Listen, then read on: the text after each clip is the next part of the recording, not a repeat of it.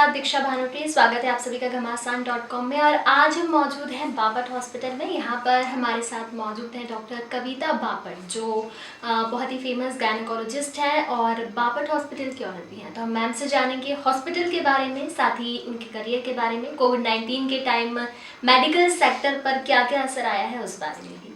Ma'am स्वागत है आपका। सबसे पहले तो मैं आपसे ये क्वेश्चन करना चाहूँगी कि डॉक्टर की फील्ड में आने का आपने क्यों सोचा? ये परिवार का कंसर्न था कि हमारी बेटी को डॉक्टर बनना चाहिए, या आप चाहती थी कि मुझे इसी फील्ड में जाना है? ये करियर का व्यू था कि करियर इस पर बनाना है, या इंटरेस्ट था इसमें आपको? थैंक यू सो मच कि मेरे को मौका दिया इस वाले इंटरव्यू के लिए। सबसे पहले मुझे डॉक्टर क्यों बनना चाहिए था, ये बहुत हमेशा सब लोग ये सवाल पूछते हैं बारंबार। पर ऑनेस्टली बताऊं तो घर में फादर डॉक्टर थे और बुआ भी डॉक्टर थी, और जैसे बचपन से ऐसा किसी ने प्रेशर नहीं दिया और ऐसा कोई वो नहीं था। पर ठीक है, मेरी मेरी मम्मी ने या मॉम ने, मेरे को माँ ने बोला कि डॉक्टर बनना चाहिए लड़कियों ने, तो उसके हिसाब से मैं सिंपली जिस तरह से रूटीन तरीके से डॉक्टर बनते हैं ना, उस तरह से मैं डॉक्टर बनी हूँ।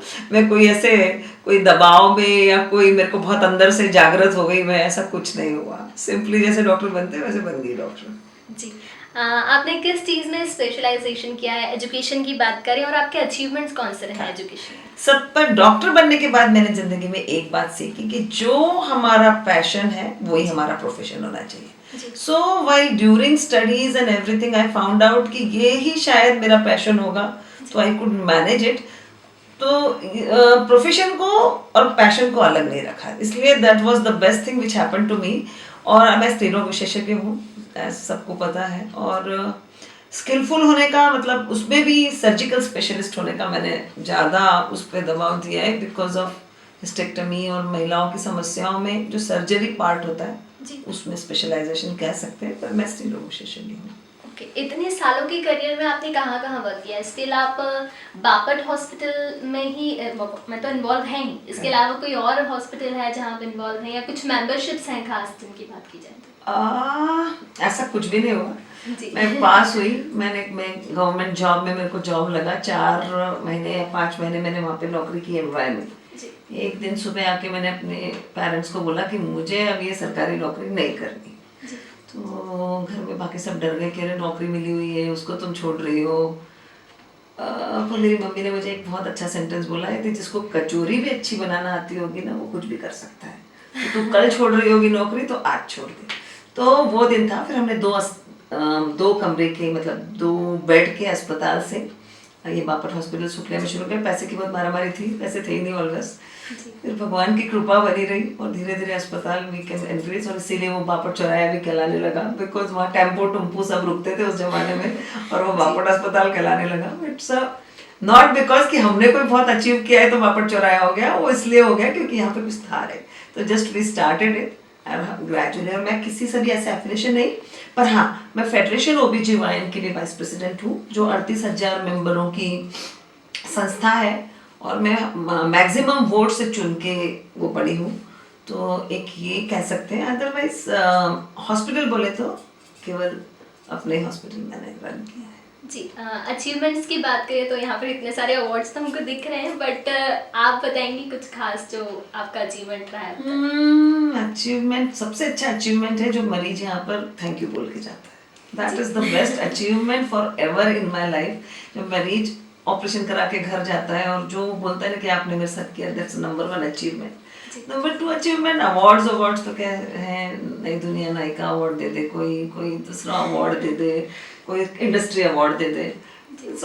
पेशेंट को भेजने लगे, वो स्त्री रोग विशेषज्ञ या किसी भी डॉक्टर का अचीवमेंट होता है कि रेफरल से पेशेंट आने लगे, मतलब पेशेंट टू पेशेंट आने लगे।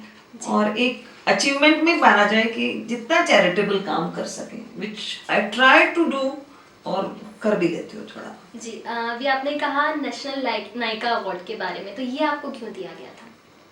ओह माय गॉड, इतने सालों के काम की वजह से दिया गया होगा। और शायद वो पॉपुलैरिटी अवार्ड भी था, मतलब people voted for us, no, so it was a popularity award basically.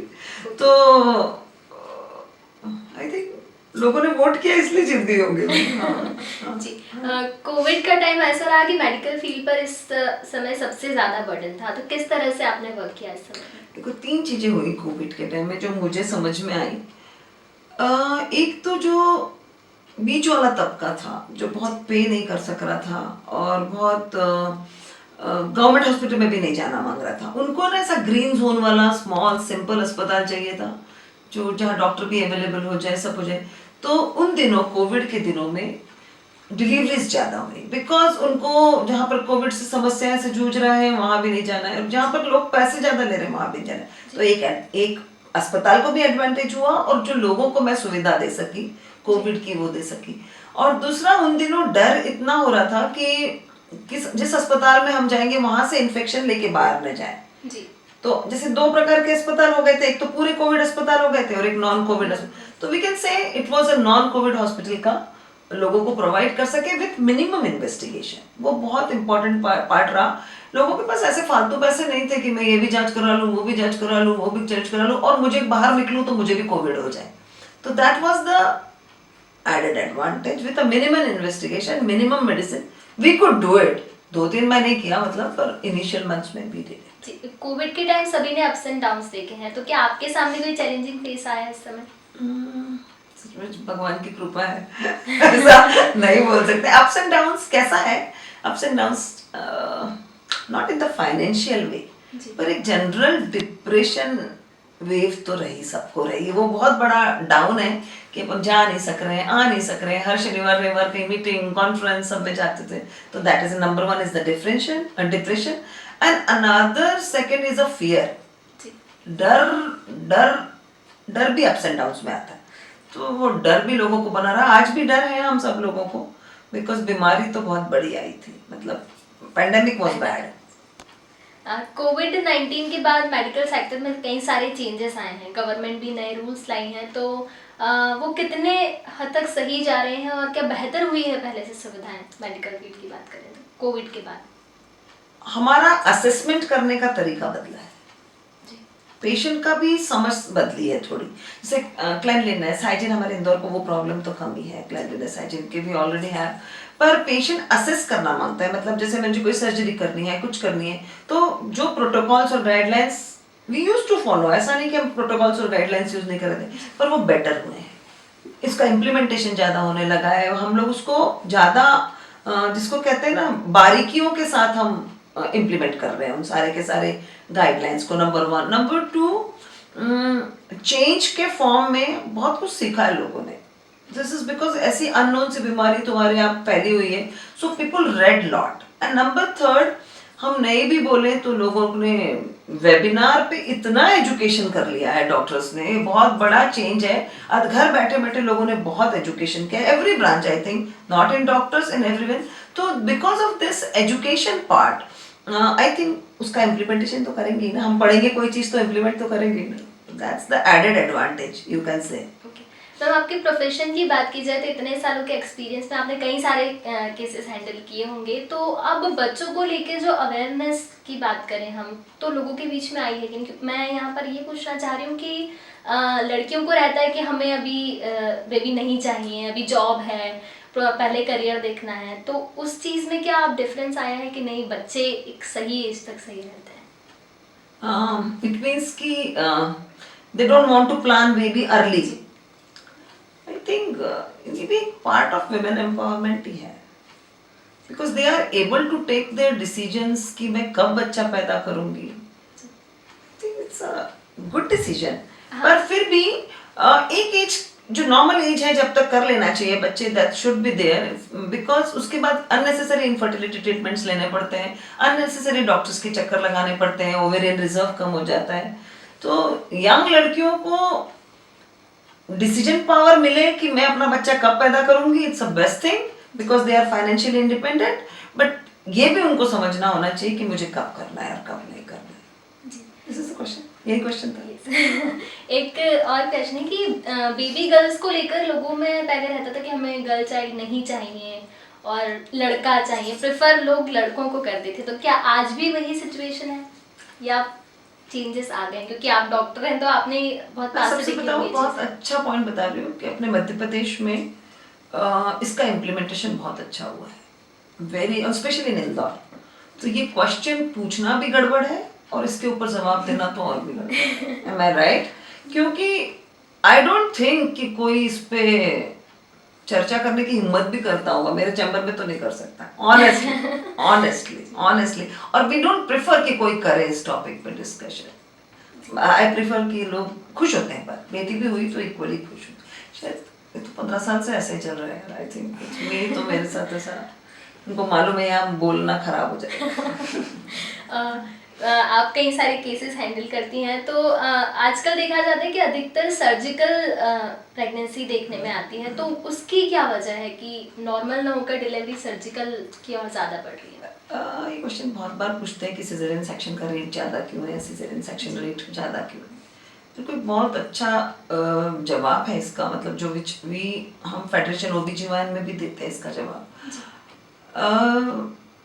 ये जो छोटे सेंटर्स होते हैं या प्राइवेट हॉस्पिटल्स होते हैं, सब कुछ होते हैं, इनके पास रेफरल पेशेंट आते हैं।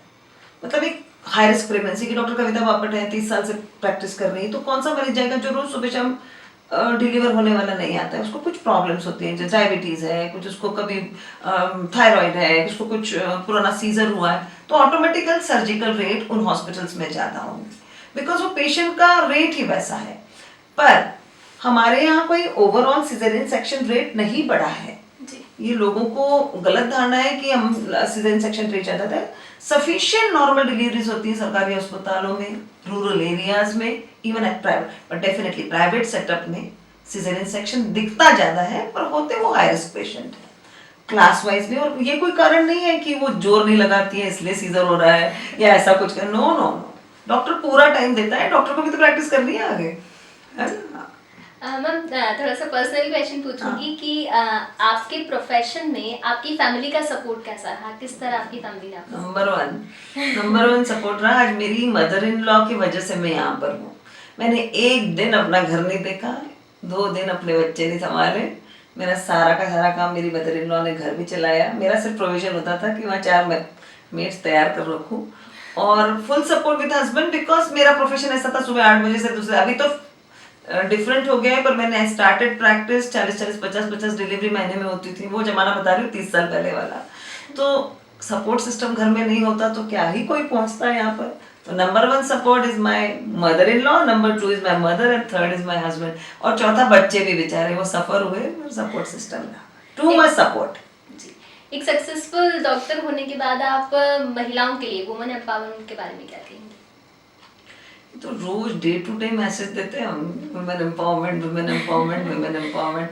मरीजों को प्यार से देखने से ही वुमेन एम्पावरमेंट शुरू हो जाता है, right? Number 1 because female oriented subjects हैं।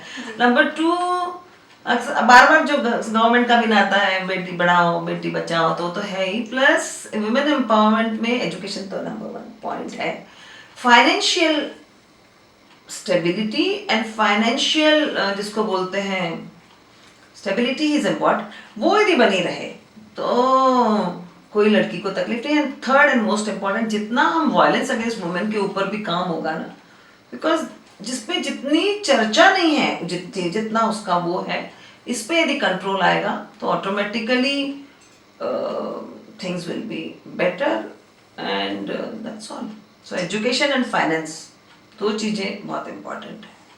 आप एक गायनोकोलॉजिस्ट हैं, तो एजुकेशन वे में बात की जाए इस चीज़ की, तो एक बेहतर गायनोकोलॉजिस्ट बनने के लिए किसी भी पर्सन को किन स्टेप्स से जाना होता है, क्या क्या चीज़ें पढ़नी होती हैं, क्या एग्जाम्स होती हैं जब वो एक गायनोकोलॉजिस्ट बनते हैं? अभी तो when we used to study तो हमारी सिर्फ मास्टर्स की डिग्री से काम हो जाता था, मतलब एमबीबीएस किया मास्टर्स, पर नाउअडेज जो न्यू गायनोकोलॉजिस्ट हैं उनको हजारों कोर्सेज करने पड़ते हैं।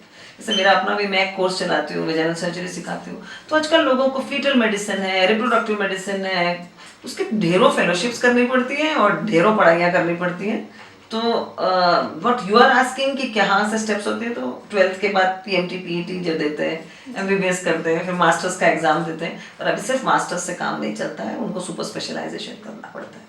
जी, एजुकेशन की बात होगी, लेकिन एक सक्सेसफुल डॉक्टर में एजुकेशन के अलावा क्या क्वालिटी होती हैं जो उसे बेहतर बनाती हैं? आई थिंक डिसिप्लिन इम्पॉर्टेंट है, पंक्चुअलिटी भी है। पंक्चुअलिटी है, डिसिप्लिन है। 3 दिन से तुमको ही मना कर रही थी नहीं है और मुझे ही बुरा लग रहा था। तो that's not to do that, discipline है, पंक्चुअलिटी है, and then good vision, vision होना आदमी को, और सबसे इम्पोर्टेंट है ह्यूमैनिटी, वही मतलब सामने के लिए, दैट्स ऑल। वैक्सीनेशन स्टार्ट हो गया है, आपने वैक्सीन भी लगवा लिया है, तो वैक्सीन के लिए आप लोगों को किस तरह से जागरूक देखो इतना बड़ा प्रोग्राम है, लाखों में से यदि 2 को तकलीफ हो जाए तो उसको मत रो। Vaccine is very very important. आज वैक्सीन लगते ही जो हमारे अंदर कॉन्फिडेंस बढ़ेगा, that's very very important, number 1। और इट्स जब वैक्सीन आया है तो लगना ही है ना, है ना। और वैक्सीन से कोई कंप्लेन नहीं है, मैं बता रही हूँ। तो वैक्सीनेशन तो होना ही चाहिए, और it's a good programme, one should follow it. हमारी यूथ को आप क्या मैसेज देंगी कि वो किस तरह से अपना फ्यूचर ब्राइट कर सकते हैं, चाहे उन्हें किसी भी फील्ड में करना हो, डॉक्टर बनना हो, इंजीनियर बनना हो, किसी भी। तो मैं हमेशा एक ही सेंटेंस हमेशा बोलती हूँ, पैशन एंड प्रोफेशन सेम होना चाहिए। जिसका जो पैशन है उसी को प्रोफेशन बनाओ। Like a person like you are so passionate and choosing this line of yours of